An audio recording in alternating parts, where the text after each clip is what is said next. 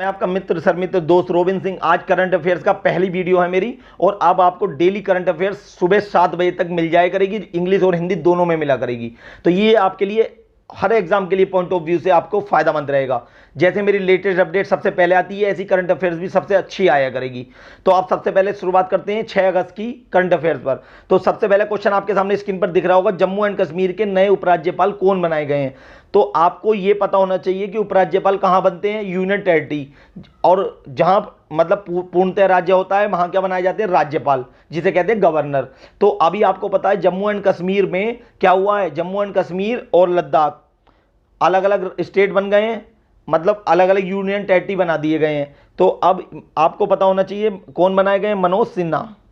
आपको चित्र में दिख गए होंगे मनोज सिन्हा। मनोज सिन्हा उपराज्यपाल बनाए गए। इससे पहले कौन थे, द्रौपदी मुर्मू थे, जो गुजरात कैडर के आईएएस थे। इससे पहले जो उपराज्यपाल बनाए गए थे, कहां के, जम्मू एंड कश्मीर के। तो अब कौन है, मनोज सिन्हा। ये कहां के हैं, ये यूपी के हैं। यूपी से, गाजीपुर से सांसद थे।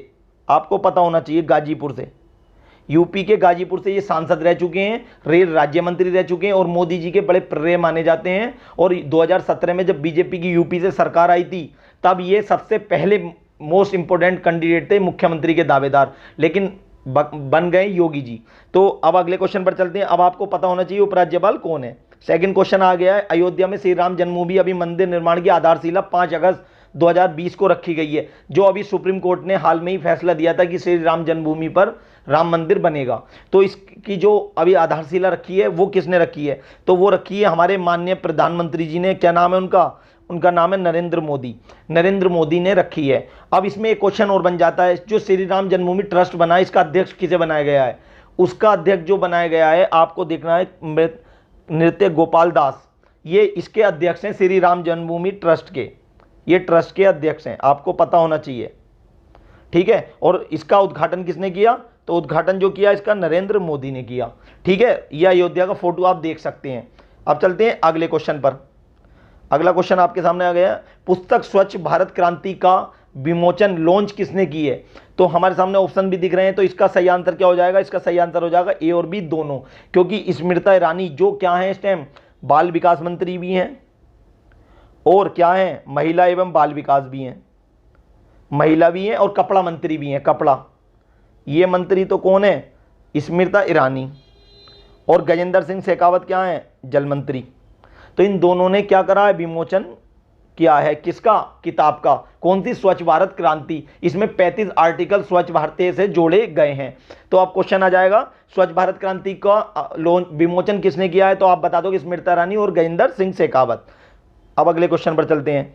लेबनान की राजधानी बैरूत। अब आपको पता लगा लेबनान की राजधानी क्या है, बैरूत। बैरूत में 5 अगस्त 2020 को किस केमिकल भीषण विस्फोट हुआ, जिसका नुकसान 10 किलोमीटर दूर तक हुआ।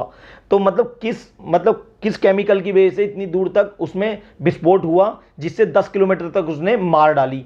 तो इसका मतलब 100 बंदे तो हाथों हाथ ही उसमें खत्म हो गए। उसके अलावा जो 10 किलोमीटर तक 4000 बंदे अभी इसमें जख्मी हैं, और भी पता नहीं कितना होगा। तो ये जो हुआ है, ये अमोनिया नाइट्रेट है। अमोनिया नाइट्रेट की वजह से ये 10 किलोमीटर तक, आपको विस्फोट का चित्र दिखाता हूं मैं, ये देखो। तो अमोनिया नाइट्रेट की वजह से, अमोनिया नाइट्रेट किस काम आती है, ये खेती में जो सल्फ्यूरिक दवाई वगैरह होती है ना, खेती में, ये अब आपको दिखाता हूं मैं, ये खेती में जो दवाई वगैरह होती है ना, उसमें डालने के काम आती है। इससे ये चीजें बनती हैं। तो ये आपको पता होना चाहिए कि इस चीज से, ये अमोनिया नाइट्रेट की वजह से अभी विस्फोट हुआ था। अब लेबनान की राजधानी बैरूत है, आपको पता है ये एशियन कंट्री है, और एशियन कंट्री है ये, जो सीरिया से इसकी सीमा मिलती है। अब चलते हैं अगले क्वेश्चन पर। अगला क्वेश्चन आपके सामने आ गया, एचडीएफसी बैंक का नया सीईओ और एमडी किसे चुना गया है। तो आपको आंसर होना चाहिए शशिधर जगदीशन।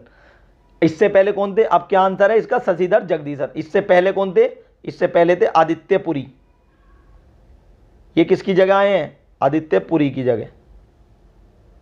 तो अब क्या है, अब ये पता लग गया एचडीएफसी बैंक का नया सीईओ कौन बना, शशिधर जगदीशन। और इससे पहले कौन थे, आदित्य पुरी। एचडीएफसी पता है लार्जेस्ट प्राइवेट क्षेत्र का नंबर 1 अच्छा बैंक है, बड़ा बैंक है। अब चलते हैं अगले क्वेश्चन पर। रेलवे ने भीमा नदी पर कर्नाटक और महाराष्ट्र के बीच साउथर्न वेस्टर्न जोन का सबसे बड़ा पुल तैयार करा गया है। इसकी लंबाई बताएं। तो लंबाई इसकी क्या हो जाएगी, इसकी लंबाई है 670 किलोमीटर, सॉरी 670 मीटर इसकी लेंथ है। तो अब आपको ये पता लग गया। अगले क्वेश्चन पर चलते हैं। किस राज्य के पूर्व मुख्यमंत्री शिवाजी राव पाटिल निलंगेकर का निधन 5 अगस्त 2020 को हो गया है? तो ये किस राज्य के पूर्व मुख्यमंत्री थे? ये कांग्रेस के मुख्यमंत्री रह चुके हैं 1985 से 1986, 1985 से 1986 के बीच में ये महाराष्ट्र के रह चुके हैं और ये कांग्रेसी थे। कहां के थे? कांग्रेस पार्टी के थे। तो आपको पता लगा किस राज्य के शिवराजी पाटिल, अभी जो हाल में इनका निधन हुआ है, ये किस पार्टी के थे? कांग्रेस के थे। 1985 से 86 के बीच में महाराष्ट्र के मुख्यमंत्री रह चुके हैं ये, और ये कोरोना से अभी जंग जीतकर आए थे। अगले क्वेश्चन पर चलते हैं। शांति के लिए नोबेल पुरस्कार विजेता और राजनीतिक जॉन होम का निधन 3 अगस्त 2020 को हो गया। वह किस देश के थे? तो ये देश के थे आयरलैंड के।